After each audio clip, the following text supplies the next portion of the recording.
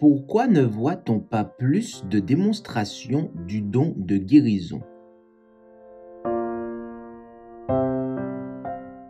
Si quelqu'un parmi vous est malade, qu'il appelle les anciens de l'Église et qu'il prie pour lui en loignant d'huile au nom du Seigneur.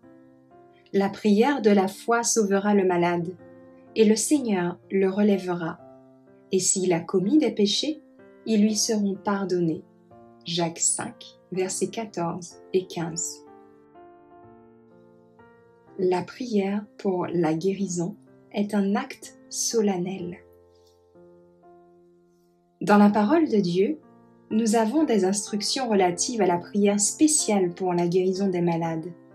Mais l'offrande d'une telle prière est un acte des plus solennels, qui ne doit pas être entrepris sans mûre réflexion. Dans de nombreux cas de prière pour la guérison des malades, ce qu'on appelle la foi n'est rien d'autre que la présomption. Méfiez-vous du fanatisme et des faux thaumaturges. Pourquoi, demandent les uns et les autres, ne prie-t-on pas pour la guérison miraculeuse des malades, au lieu de créer tant de sanatoriums? Si cela se faisait, un grand fanatisme se manifesterait dans nos rangs. Tous ceux qui me disent « Seigneur, Seigneur » n'entreront pas dans le royaume des cieux, mais celui qui fait la volonté de mon Père qui est dans les cieux.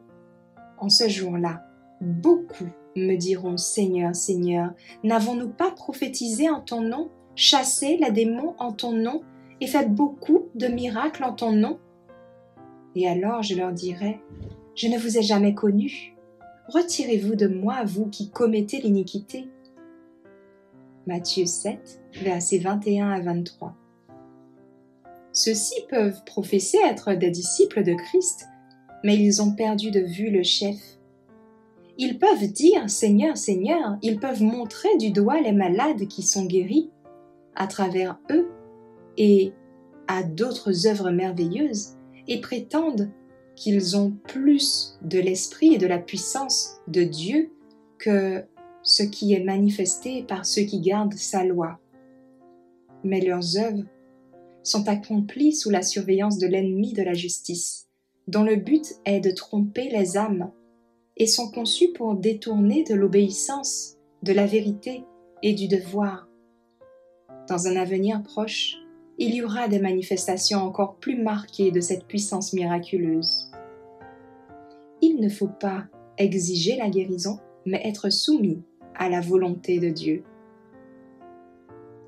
Nous nous sommes unis dans une prière sincère autour du lit de malade, hommes, femmes et enfants, et nous avons senti qu'il nous était rendu d'entre les morts en réponse à nos prières sincères. Dans ces prières, nous pensions que nous devions être positifs, et si nous exercions notre foi et que nous devions demander rien de moins que la vie, nous n'osions pas dire « si cela peut glorifier Dieu », de peur d'admettre un semblant de doute. Nous avons observé avec anxiété ceux qui ont été ramenés, pour ainsi dire, d'entre les morts.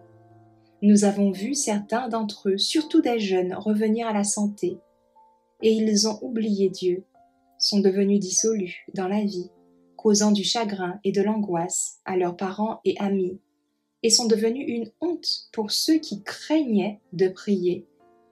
Ils ont vécu non pas pour honorer et glorifier Dieu, mais pour le maudire par leur vie de vice. Nous ne traçons plus une voie, ni ne cherchons à amener le Seigneur à nos souhaits. Si la vie des malades peut le glorifier, nous prions pour qu'ils puissent vivre. Néanmoins, non pas comme nous le voulons, mais comme il le veut. Prions ensemble. Père éternel,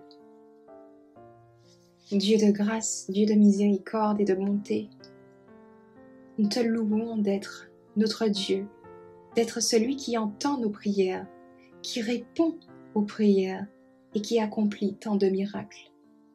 Accorde-nous ce discernement que nous avons besoin et cette foi qui provient de l'obéissance à ta parole et à tes commandements. afin que nous puissions réclamer par la prière que ta volonté soit faite, que ta gloire soit rendue. Merci, ô Père, d'être notre Père.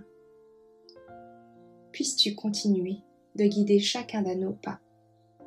Au nom de Jésus. Amen. Merci d'avoir écouté cette présentation avec lereste.org.